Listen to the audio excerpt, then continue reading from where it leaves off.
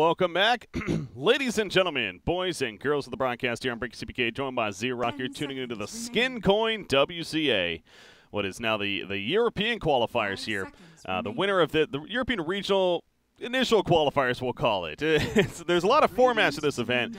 Basically, there's 4 teams competing, as have been shown on the brackets there on the break screen. The winner of these 4 teams will advance on to then the ultimate group stages, where you have teams such as Vega Squadron, Hellraisers, Team Empire, Na'Vi, Kingwin, and Mitterfeed competing from the whole European region CIS combined. And then ultimately from there, 2 teams will advance on to the land that is the SkinCoin WCA. So that's kind of the whole plan here. Obviously, all these different regions are ultimately competing. Again, this is more focused on the European, though, and getting to that point. Another cool thing, though, with this one is that there's actually around a $50,000 prize pool as well for the specific European online portion of this event. So it's a little bit more than just simply that land spot on the line down the road right there. But, again, hopefully that gives you a good idea. You can check out Wikipedia, of course, or any of your suggested sites for more information. Also, on top of that, real quickly, again, you type !SkinCoin in chat. You can get more information. SkinCoin.org. It's a new cryptocurrency in the esports world. You can trade it for your favorite skins from CSGO to, of course, Dota 2 as well. So definitely check it out. All right, we got the draft, though. Tuho, they're coming off a loss there of a game that they definitely had a lead in of sorts. So kind of hope that their mental state is back and ready to respond now here in this best-of-3 series, ZrRock. Yeah. I mean, that's the hard part. Can they reset after a loss like that? And I think it's a good move to pick up something like this Nature's Prophet early on, something that's not as influential in the team fights, I guess. Koigfa got shut down pretty hard last game. Yeah. And that's got to be a little bit painful, but they are giving up an Ancient Apparition to do it. So AA Faceless Void, the 1-2 punch of old coming back here from Rocket Scientists. Yeah, it's a combo that we've definitely been seeing for a little bit here. So Rocket Science just comfortable with it. But, you know, Tuho, good in the Nature's Prophet, again in the off lane, as well as that lich support once again in the hands of Demon here. So we'll see how that works for them. Koikva, a little more chance now to be perhaps more of that solo ganking hero, where Nurse Shaker tending to counter-initiate or, you know, be ready for big team fights here. Nature's Prophet definitely has that solo kill capability, or again, to come to finish off the job, if anything. So the Queen of Pain ban as well as the Puck ban from Tuho, so very mid-heavy bans here coming out, at least from their side. Now the final ban, or the 4th ban from Rocket Scientists after the Slaughter ban, actually. Interesting seeing that, though. Slaughter ban out here. Yeah, I guess they just realized how much impact it could have. They saw the potential in the last game. Because let's be fair, Rocket Scientists were on the ropes. That game was very close to spiraling out of control for them. And just don't want to have to deal with that again here in Game 2.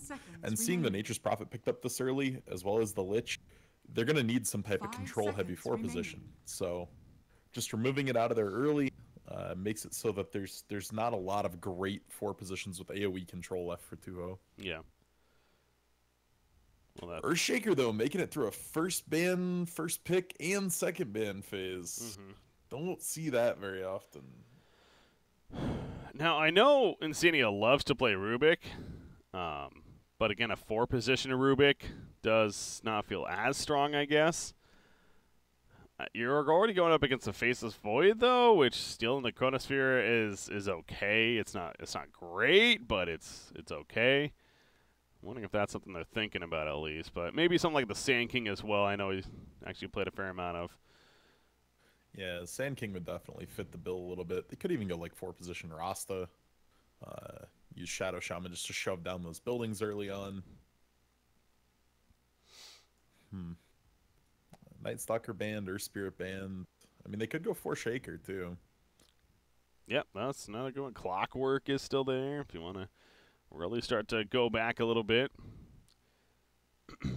Something that maybe more of a range focus for support here might not be the worst, because you are dealing with the Faceless Foot on the other side of that Chronosphere.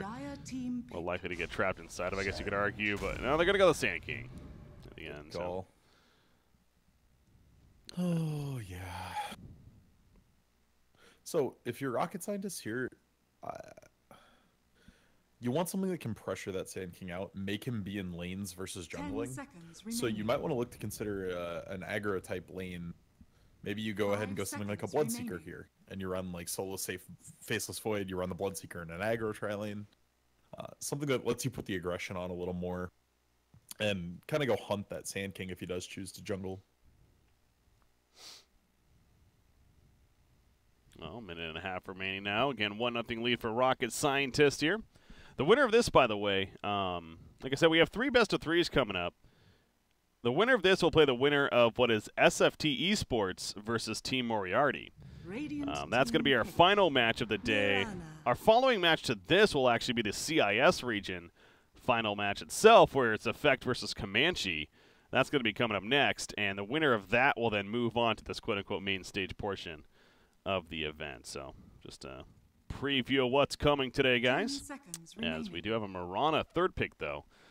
I know Own Me actually loves to play this hero, so I am not surprised to see that picked up here as their mid option. Yeah, it'll go well. It's one of those that has a lot of okay matchups, a lot of slightly disfavored or unfavored matchups, but recovers well. And we've seen the powerhouse that Mirana can be after a couple of items. It just pumps out a ton of damage.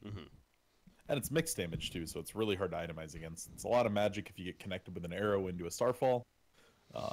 And if he just goes that Maelstrom Dragonlance type build, just pumps out a ton of physical damage as well. I like this from Tuho though. This Bloodseeker, I was saying it was a good idea for Rocket Scientists, so if it's a good idea for them and you can fit it into your lineup, grab it.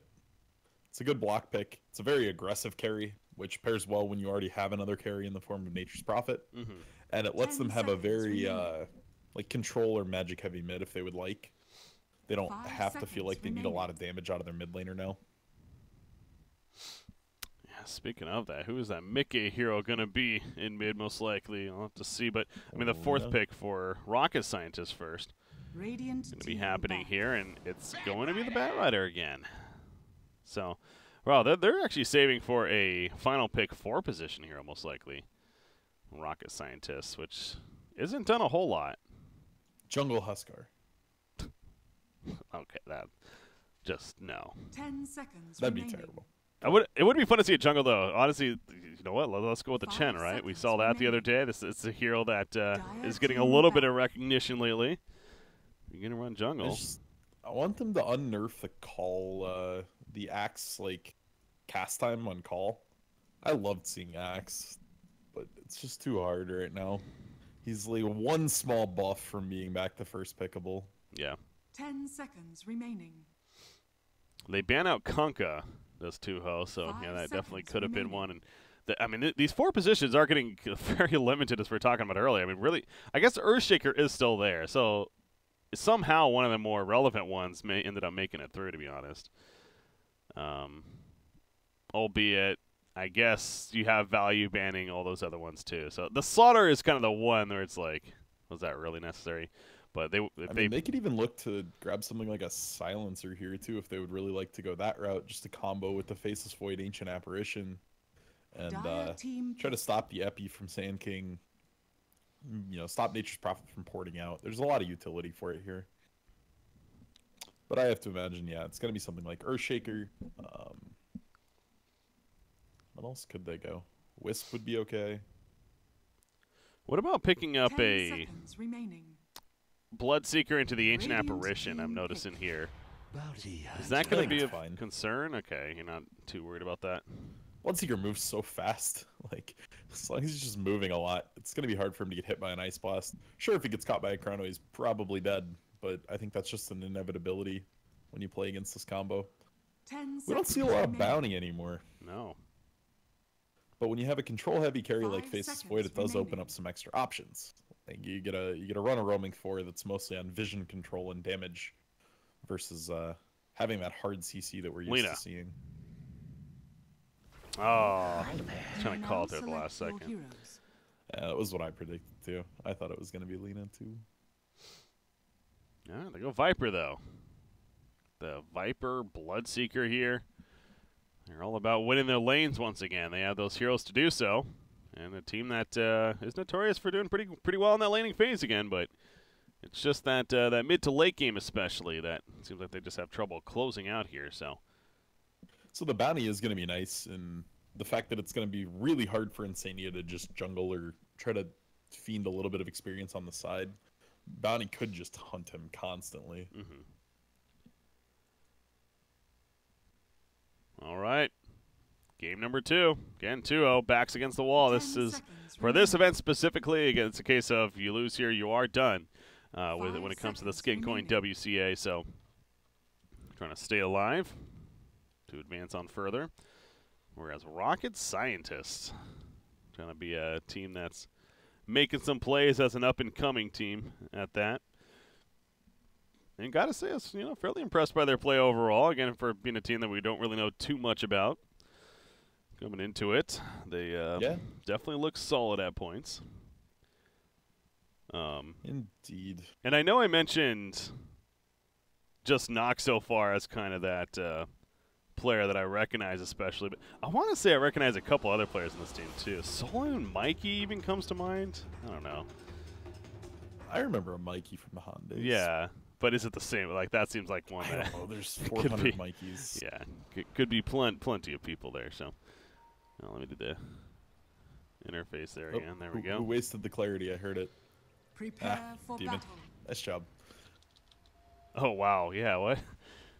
Whoops. Trying to give a word over accidentally. Use the clarity. Oops. You just had to call them out, didn't you? I heard it. All right, good caster. Call out those things. We're looking to embarrass these players as much as possible. Like Bounty Hunter running into them. No, he's not doing that. He's got Shadow Walk. He's good. We'll see if it's he one of the tries to nice steal that benefits of an Invis hero. Your goal is to figure out who's warding and just watch them plant the ward, which you obviously can't do if you're not invisible. But not gonna see any real info there. Just gets his own ward down and 30 seconds to battle. sits here being obnoxious. Is he gonna go for the rune steal? I wonder. That's what I always think about whenever I see here, like a Bounty or a Ricky or whatever. But I think he saw Lich also walking by right there with the wards on him at least. But yeah, 2-0, I guess that is a smart way to work against that. You kind of just hold on to the wards, if anything, until the lanes kind of develop right here. They did place one mid, but I don't believe that was seen The battle begins. by anyone there. He wants the courier. Well, he's going to go in right here. The courier's coming up, actually. There's Mikey that looking to south. grab a creep wave right away. Yo, they're going to hold off on the courier. It's like, let's wait for the Bounty Hunter. All right, now Bounty Hunter's waited long enough, so doing the prediction, getting it right. The courier on the other side delivering the salve as well to Mirana. No harassment there. And Bounty Hunter is like, all right, waited long enough. Let's go to the top lane. Yeah, they have huge kill potential up in this lane. Oh my god, apparently they have huge kill potential over there. What the hell? Strikes the perfect note. What? That's a solo kill? He used 2 burrow strikes. I didn't even roll. What? I didn't even know that was going on. I mean, should be more observant, I guess. Looking for the Sand King running down a Bat Rider solo. Demon in the top lane? May fall? No. That's good. Okay, though. I mean, Mikey had a hell of a game last game, but yeah, that's a poor start, unfortunately for him. He even went the Firefly first. And he Yeah, still he went managed Firefly first to try to drag that creep wave and get one free wave, but Insania, I did notice, was doing a good job not being seen. He made sure to, like, maneuver himself around, keeping high ground advantage over Mikey there, so that he got the first burrow, which I did see was, like, from Fog.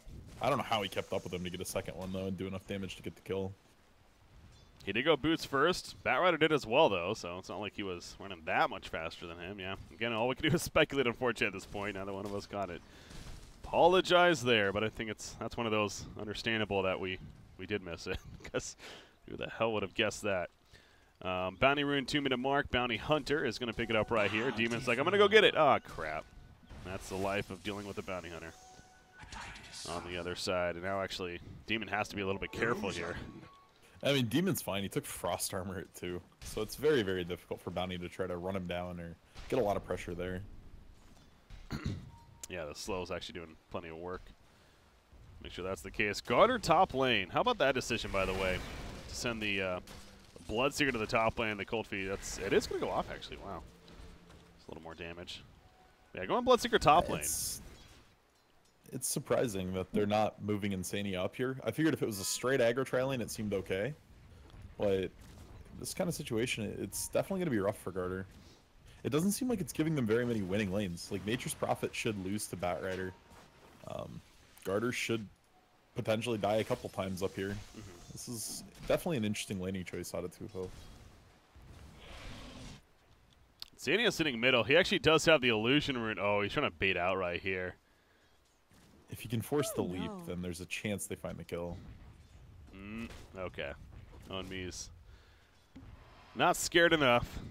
He picks up on it. Now here's the real one, though, and there is the stun. The Salve healed him up a little bit, and actually it looks like even enough, and now Mickey's the one in trouble.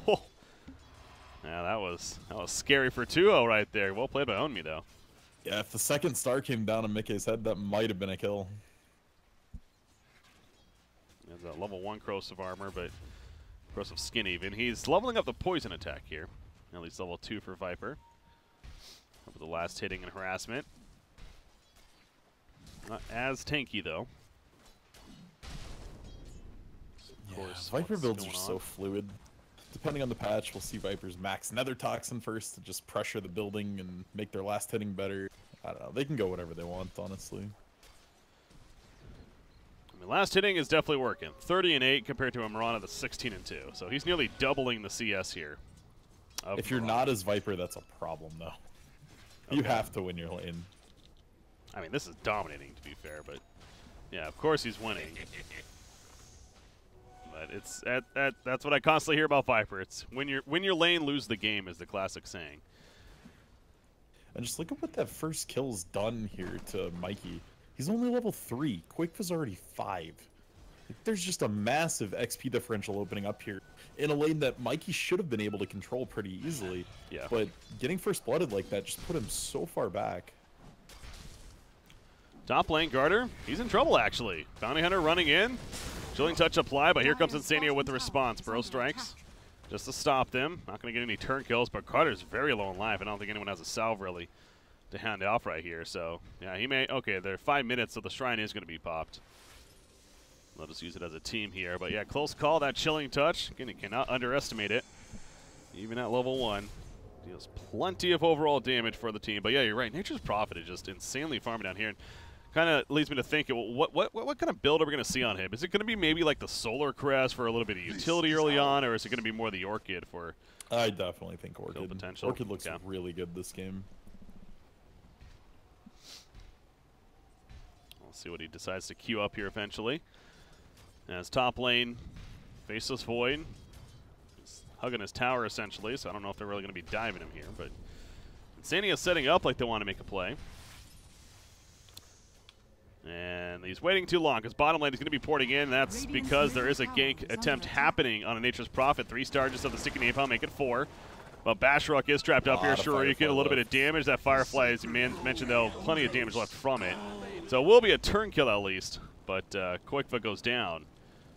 And Mikey just one they're very, very happy with, though, on the side of Rocket Scientist. This pulls Mikey back into at least contestation in this lane. Now he's only 1 level behind instead of 2. But still a little painful. Good job with the TP there to try to turn it around, to get something out of it at least. Yeah, dying before, though. The Bounty Hunter died, so. You know what? Quake has done this before. I wonder if he'll go the Blade Mail old school build.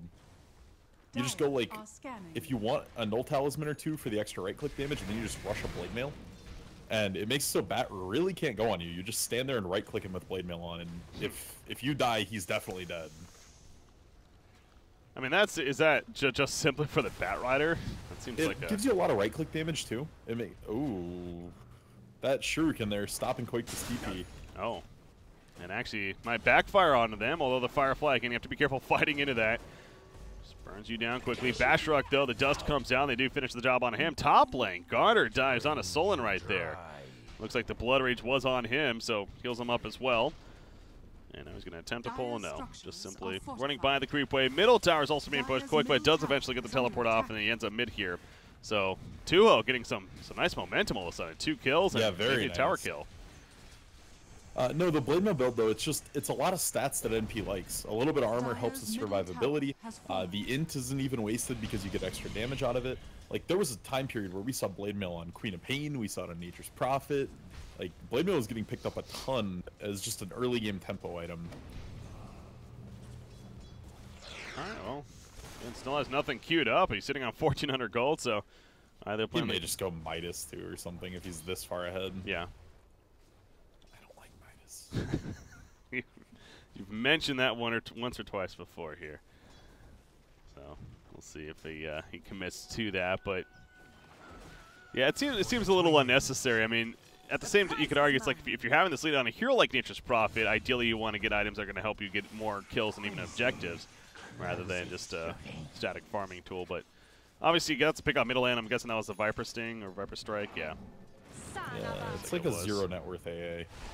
He literally has no gold right now. Bottom lane. Rupture's coming out. Bat Rider goes for the immediate TP, and it works. Oof. Half a second later, he no doubt is dead there. Good reaction on Mikey's part. But Qualifier, can you spend your gold? This is really obnoxious.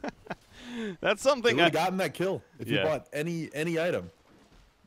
That's always been a pet peeve of mine as well. And look at that. And see, okay, he buys the Oblivion Staff in full, so it is going to be the Orchid choice here. But it's like, yeah, well, just getting the Quarter Staff at that point, like, could have enhanced your farm that much more and potentially helped with a kill. Yeah, perhaps he was thinking of what he was going to get. To be fair, I mean that's understandable, but I'm with you there. If you know what you're going for, if it's obvious, get the build up, especially if you have the slots for it. But anyways, bottom lane, they're going to get the tower kill, but now Mickey's in an awkward spot. Collapsing onto him, but he is level 4 corrosive skin, so very tough target to take down right here. Chronosphere going to be committed. I don't even know that's going to work though. Bat Rider lassos up, Bloodseeker nearby, but Viper is still kind of standing his ground, putting in the auto attacks into Nox down. Nox does not have a time walk. Time walk's not up. He goes down. Viper will fall in return, but now Mikey falls as well. Just burning him that whole time, and ZrRock on the Bounty Hunter a little bit too far up. Koikfa with a double kill, but here comes Mirana. He gets another kill as he drops the Nature's Prophet right there, but that comes at a cost as Carter throws down the Blood Right, and then an auto attack later takes him out. So a lot of back and forth there. 4 for 2 with our 5 positions sitting up top farming against each other. Classic. Good old supports. Need their farm too. I'll take your tribute. Yeah, that was an interesting exchange down there. Quite the battle. I mean, an ambitious Chronosphere on the Viper. I'll say that. That's not a hero you're going to be dropping quickly. He's just so hard to kill. So tanky. And this is the great thing about Nature's Prophet, man. He comes back from death. He TPs to a lane, or teleports not even to a lane, like to a spot specifically to set up a gank. Yeah, I'm really liking this tempo from Tuho. They're playing so fast right now. They're using this Viper for all he's worth to push down early buildings. This is definitely a very decisive start, but then again, so was last game. Yeah. That's true. It feels a little better for Tuho than last game, I will say that, but on kills, yes, but objective-wise, it was all Tuho at the start of the game, too. Yeah. Like, they were still the ones actually taking buildings and taking the aggression. But yeah, it seems a little more comfortable. This draft seems a little more, a little less punishable, I guess. Like, they're so tanky. If Mickey gets caught, oh well. Yeah. Like, you just wait long enough to turn it. Dire's top tower is under attack. And look at all the cores are up here at the top lane, also joined by Lich. Literally everybody. Literally everyone, because yeah, Sand King's up here too. He has a track on him. It's going to be a secondary tower push. There's no way that Rocket Scientists are going to be defending this. Chronosphere's not up for another 10 seconds. Even if it was, he's minimal damage right now. He's trying to finish that Mask of Madness, so it's going to be well before that. Oh, the courier was sniped, meanwhile, a while ago up on the Radiant side. Just noticing that, but nothing was on it. Guessing that was Bounty Hunter's doing. He's good at that. Well, they see Mickey. Do they kill, though? There's a lasso. TP's coming in more, and Ice Blast coming out. He turns around with the Viper Strike, though. Gonna get the turn kill at least on the Bounty Hunter. Chronosphere, though. Insania I don't even think that was necessary, to be honest. And now he's in a bad spot here, although Sandstorm. Cold feet supplied, however. It's enough, though. Do they go in? Demon nearby, Chain Frost. Yeah. What? I was wondering if he was going to use it, and it's just like, yeah. He chose to. Okay. No. Viper farming pretty deep in the jungle there. So you kind of look at that at only 12 minutes into the game. Something you maybe shouldn't be doing necessarily just yet, but it backfires as Bounty Hunter spots him out. And that's the one thing that they have to be a little careful of. I actually think Bounty Hunter could become a very premium pick to counter Tuho, because they play very fast and loose. They give up extra kills. I'm watching, yeah, so Mirana is going to end up dying out here. Now, I kind of slapped my forehead at the beginning of that because Qualifier TP'd in the trees here, and he opened with a sprout on a Mirana, and so Mirana just leaped away, and he just got his Orchid, too. So I was like, what? Why don't you just Orchid open? But they got him anyways. So good job there. But yeah, what I was saying, like, Bounty could be very good into Tuho because of how loose they play and how often they just give up free kills, that if you get tracks on those free kills, could just be super punishing. Yeah, that's true. Middle tower That's a comeback mechanic, no doubt, for a rocket scientist here. Man, look at this Ancient Apparition, though. Not to highlight the bad stuff, but when a hero's under 1,000 net worth, the struggle is real, man. He's riding the struggle bus for sure. Double damage rune spawning. Demon spam pings it out. Well, somebody now. Looks like Qualifier will go over and gladly accept it. Has that now with the Orchid. We'll see if he finds an opportunity for a kill. I wonder where he's going to go next, because traditionally Shadowblade's the next pickup, but that's got to feel a little bit devalued against the Bounty Hunter. It does let you, like, Shadowblade while you're TPing in somewhere, though. And obviously you won't have a track on you in that scenario. So yeah, definitely going to be curious to see where he spends his next chunk of gold. Viper. Oh, that's awkward. The creep absorbed the arrow. The Ice Blast ends up whiffing as well. And so Viper not only lives, but this is going to be a turn kill on a Batrider. But even if that arrow hits, I'm pretty sure the Ice Blast was still going to be off, because he basically would have been stunned right where he was anyways. Yeah. And I don't know if they're getting that kill still. So as embarrassing as that might have been, it might still have backfired in the end. I think so too. And Demon's Chain Frost this game, though, they've been special. He just chucked that one at the Batrider while Viper was already on him. Dude, you would have loved the game yesterday. It's a great kill there. That Wrath of Nature, man. Yeah, that was a big ult right there. So yeah, for those that don't know, you can kind of guide Wrath of Nature by moving your camera to certain places. It's not entirely random. So you can, like, cast it in front of you, move your camera over to somewhere, and it will try to prioritize that next. And you can actually sort of guide it into places. It's really awkward, but vestige of the old spaghetti code from Dota 1 that still exists. Interesting. Well, if that was the case or not, it lands up on him and does plenty of damage. Ice Blast only going to be hitting Viper right here. The rest doing a good job of spreading out, but this is already... Is this the last outer tower? Oh my god, it is. We're 16 minutes in. And this is going to be the last outer tower in full. Yeah, Tuho's... Yeah, this is not like the last game, that's for sure. They are really... So this is like step 2, right? Step 1 was get lane control. Step 2 is sweep the outer towers. And step 3 is take Roche. They did all 3 of those last game eventually. It's step 4 they started with, which is break the base. True. So I want to see what they're going to do differently this time to make sure they keep their lead and figure out a way to punch into that T3 tower. Qualifier is going to just, like, 3-shot AA here. Let's see how many it takes. 1, 2, 3. Oh, would have been 3 if you let the Orchid pop. Yep. The burn would have got it. So you're kind of right. We'll give it to you there. Nox top or bottom lane even, Demon. That's okay, this Chain Frost. That chain was sick, actually. Not enough damage, but the idea was there. That reaction was fast. Yeah. But not a kill in the end. Insania was nearby with the Blink too, but I think the Blink was just coming off cooldown. He didn't have Epicenter. Although they will stun in on a Bounty Hunter here, and there's the Orchid. coming out from Qualifier. You just see the movement of this Nature's Prophet. The Chronosphere catches both, though. Here comes Mirana, the Ice Blast on top. Big turn chance here for the dire side. And seeing it, Burrow strikes through. At least save Qualifier, that's the game plan here. But no, the Flame Break catches him, and they're probably going to end up picking off both. He's still dead. Yeah, just too much is here. The arrow to help finish off Insania, and look at that bounty picked up right there. Ancient Apparition gets the huge bounty kill, unfortunately, but it kind of brings him back at least. It's nearly 600 gold bounty for him. There's a certain point where you're just broke, though, where you got to wonder, does it even matter if he gets gold? True. Like, what is he going with 900? Yeah, he bought a soul ring. This is going to be a big kill, though, if Seeker can pull this off. Needs to hit him so he can't blink. Okay. There's a nice lasso to prevent the damage. And the Moonlight Shadows is going to be enough. Yeah, he doesn't have any detection. And he does have his Radiance, though, now purchased, so that's flying in. Ooh. Very, very good timing compared to most Bloodseeker Radiances we've seen lately. That is really good timing. Yeah, 18 minutes. It's because he skipped the Aquila. Like, almost all Bloodseekers lately are buying an Aquila, which is an extra 1,000 gold.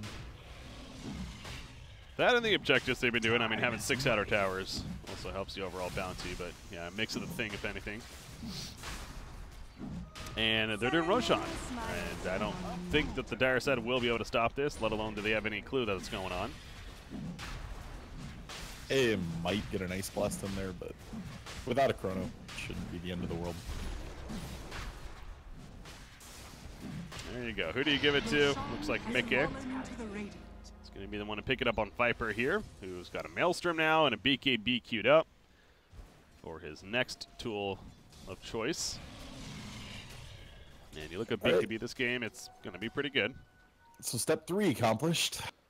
Got the Roshan. Bottom tower is under attack.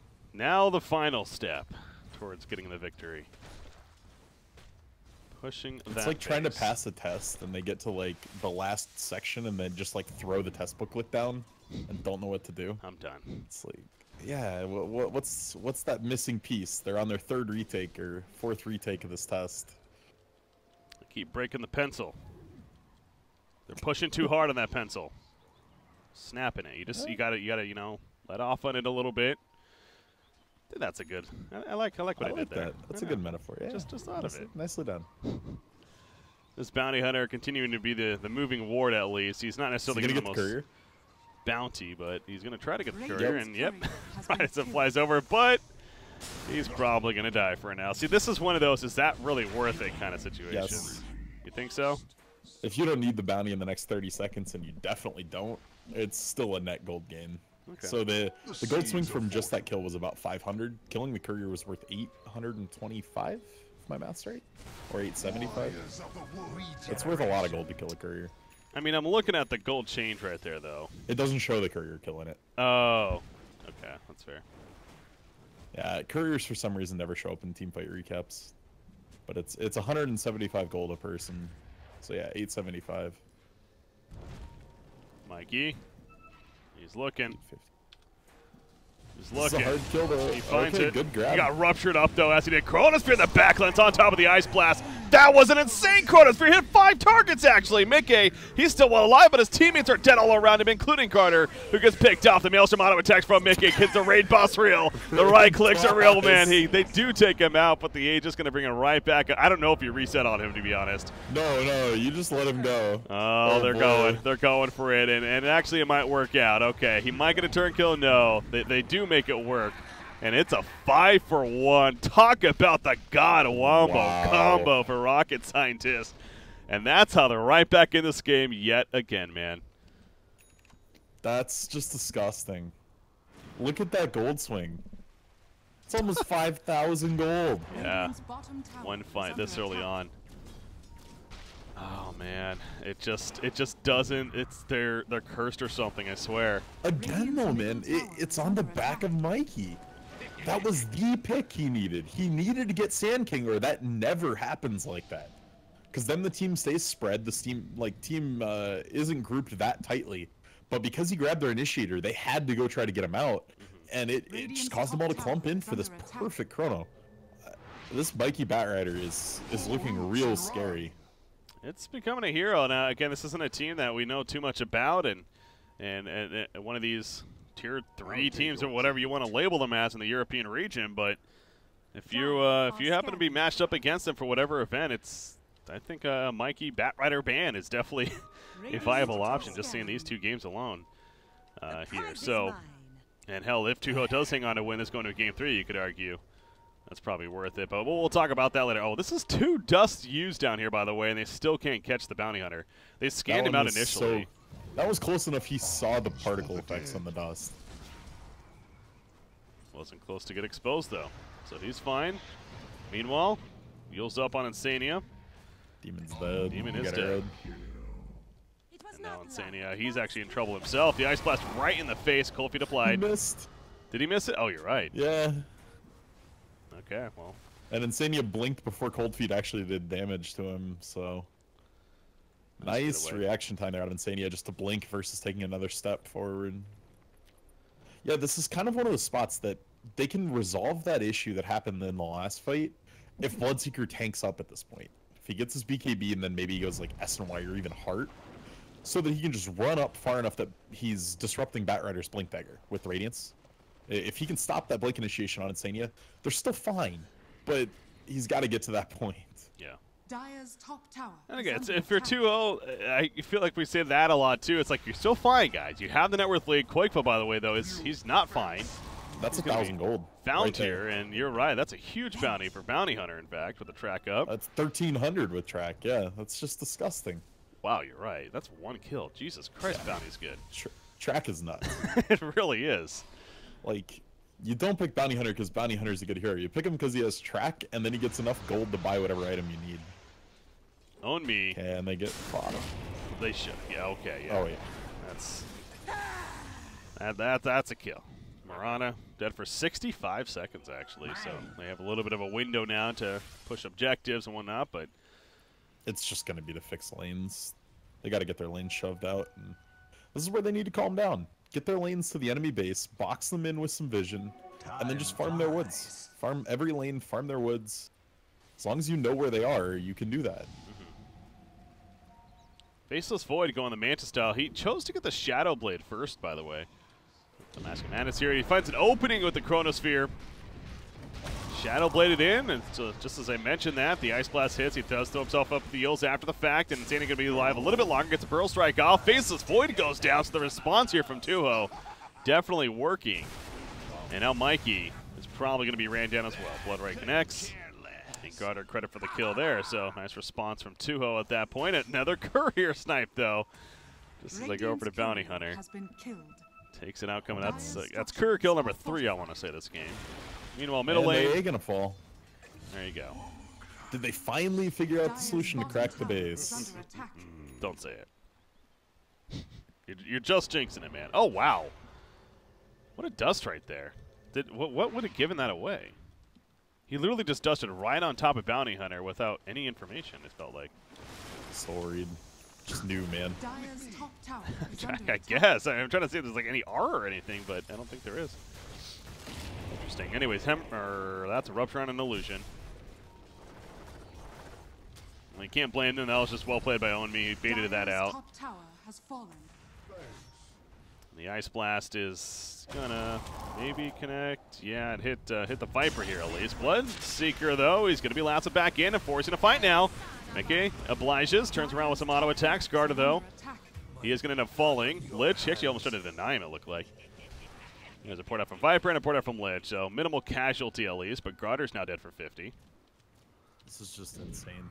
It's just, every time they do something right, they just get a little sloppy and they get punished. It's kind of funny, but it's just a little sad at this point. Okay, I noticed that you turned yourself down a little bit. Yeah, you're adjusting some stuff. Dire's bottom so I turned you up on my end, so it should be fine now. But yeah, I guess it was a little bit. Wasn't that bad. God, Twitch chat overreacts, man. I swear to God. I mean, I had my monitor on for a little bit too, and it was popping. So. Willing to adjust, though, yes. So, ZrRock, you're awesome. All right, yeah. Let us know, though, if it's better, though, guys. I do apologize for that. Not really. Love you, though. Insania is just chilling over here for so long. They can't want to force something right now. Just run, please. You trying to cut a creep wave? He's trying. This is just so risky. Like, what's the gain out of this? You have 5 heroes alive. Getting a creep wave, man. Dire's top shrine is under Chronosphere, attack. he doesn't have mana. Oh, you know that Chronosphere's coming out if he has it. Oh, for sure. So a little bit lucky there for Sand King, but yeah, that almost did backfire. He will stall that bottom push, though, and it did. He did stay alive. So in the big picture, it worked Dire's out, but top shrine is under attack. it's just a little risky Did there. he need to stall it? I mean, they had 5 heroes alive. You got to still feel like you're in a position to take a team fight. True. That's a good argument that they could be the ones to initiate, but I'm really liking what Quake was doing here, though. He took the +4 tree talent, and he's just using them to kill shrines. Like, he's not even in range. And that initiation was very, very close. yep. Does he get axe then? Even more trees? That sounds really bad, A little bit of a but joke. it's fun to watch. It is. Especially if he goes the double HP and damage talent at 25, Yeah. which no one ever takes, nor should they. It's minions, man. Didn't it used to be more than that, too? Didn't they Dire's nerf bottom that, I feel shrine like? is under attack. It was 3, I believe, I 3 think, times. yeah. I think it was like a little bit more, and I remember he was like ridiculously Admiral broken. Bulldog just like abused it. Yeah. Dire's bottom shrine has The Plague fallen. Wards are still 3 times, though. Correct. I believe they are. Top lane, Sand King again, just continues to do the split push game. Look at Bounty Hunter right now. Oh boy.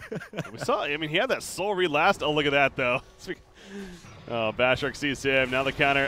Yeah, this is not a man fight you want to take, though, I feel like, for Bounty Hunter. But he has backup, so that's why. Here comes Insania trying to help as well, but puts him on the cliff. Nature's Prophet going to go for the TP. That's not going to work.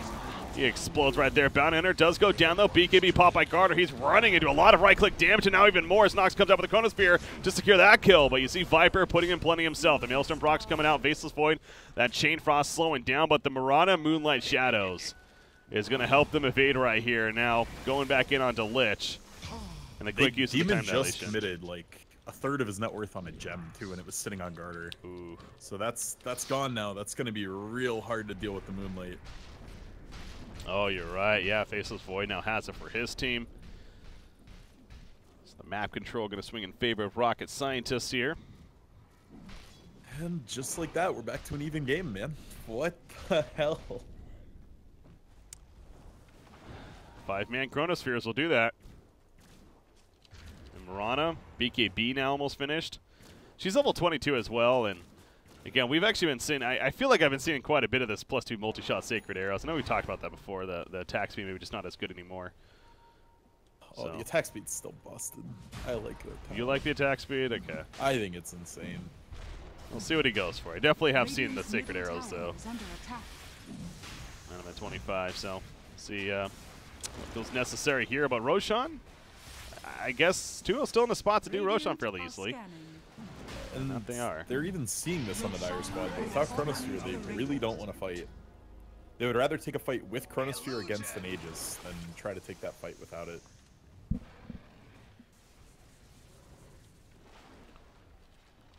So Aegis now on Viper. Hurricane Pike queued up for him. 10-second BKB. Ready to go. Bounty Hunter, though, still just continuing to be a nuisance here. He's level 15 now. He's having more move speed. The Ice Blast coming out. Trying to spot Koikva, but not going to connect. You see a smoke, meanwhile, from Tuho at the top lane. And are they just going to go right into the base here? I mean, there's obviously back door.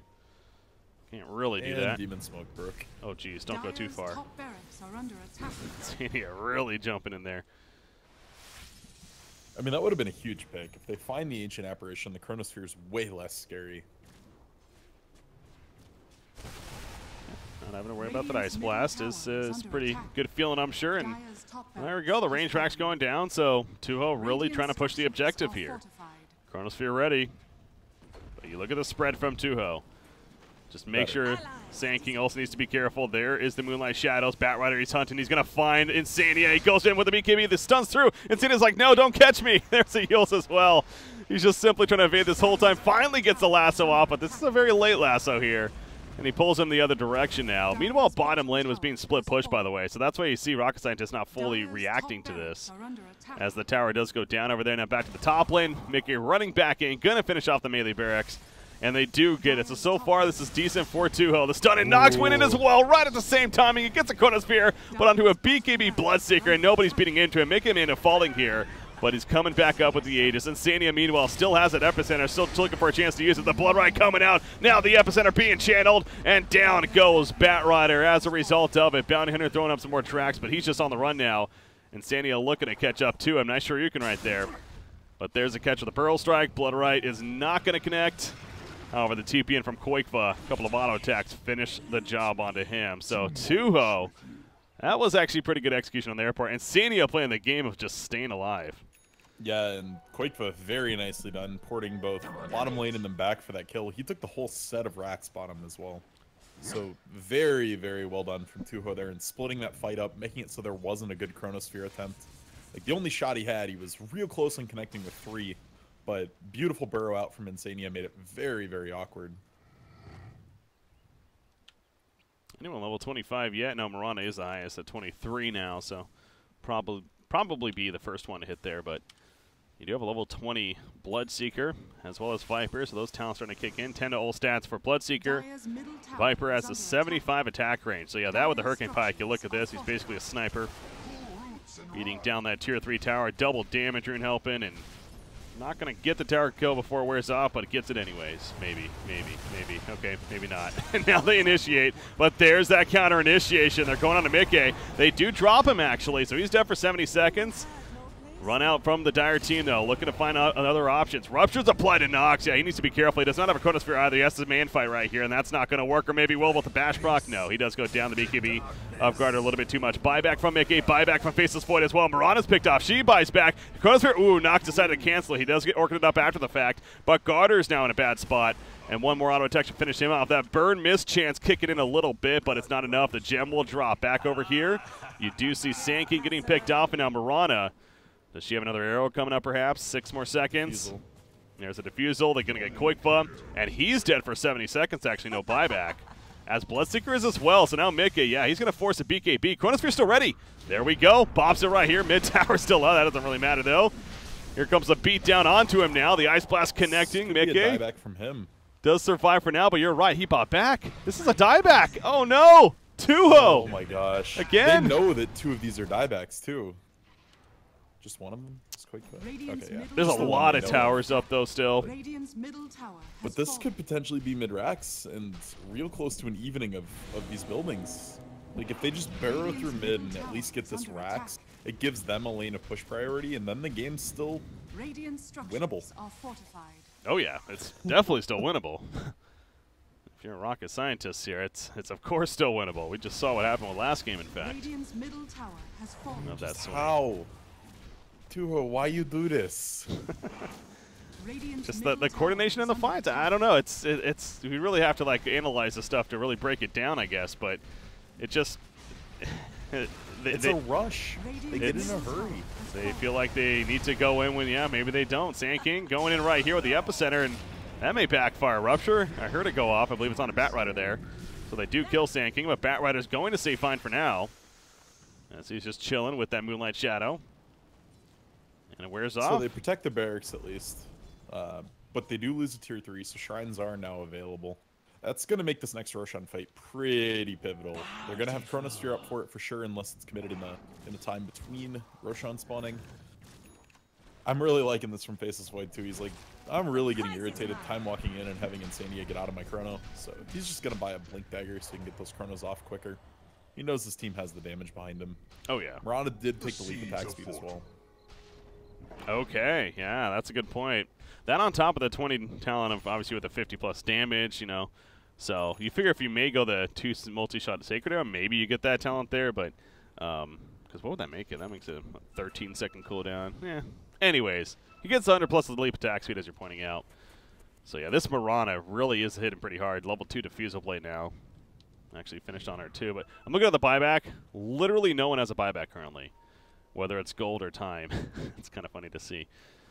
But that'll start changing here a little bit, but oh, smoking from Tuho. As 5, moving in. Bloodthorn finished on Nature's Prophet. Oh, this would be big. Batrider, prime target. He does not have a buyback. They're going to find him. Opening for Tuho now, 75 seconds. That's the gem, too. Yep, gem as well. They lose out on their big-time initiation. So if you're Tuho, it does feel like you almost have to really capitalize here. Maybe you just push out the mid, try to finish this game.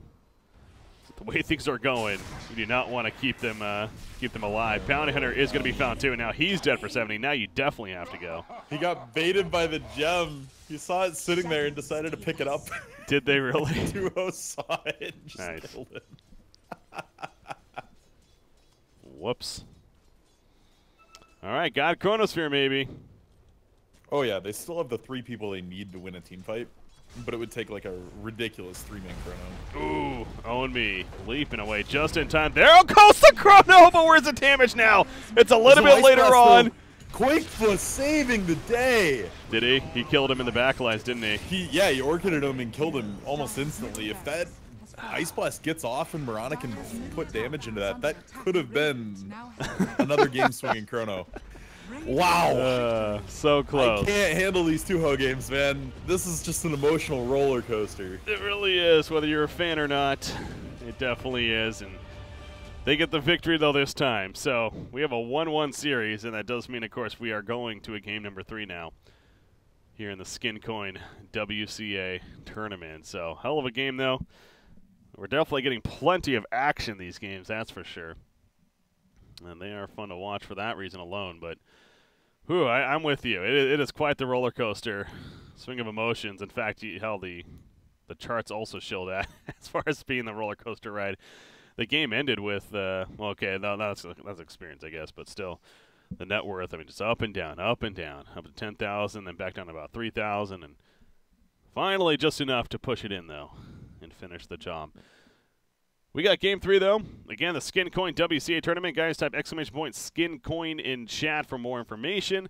You go to skincoin.org. You can also go there and check it out. Get more information on both the site as well as what it is. It's a cryptocurrency in the esports world where you can use it to exchange for skins in both Dota 2 and even CSGO on top of that. It's a newer cryptocurrency, so check it out, guys. Skincoin.org.